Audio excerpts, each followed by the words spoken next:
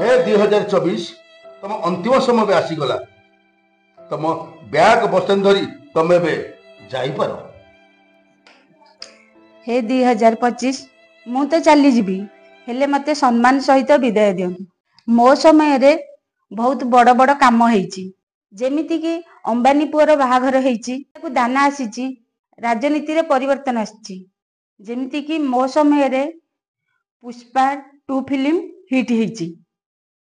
हे 2024 तमर वर्ष केते थिला मात्र 1 वर्ष तुम 1 वर्ष भितर रिचार्ज बढ़ाई देछ केते कुआरे पुओ बाहाघर करि पारनो आ से माने केते दुखरे अछंती केबे चिंता करिछो आ मु 2025 आसिले से कुआरे पुओ मानकर बाहाघर सब करि देबी आ सबंती मन रे खुशी आ आनंद आनी देबी। देखिबो मु 2025 जेबे आसीबी सब लोक माने खुशी रे हसिबे।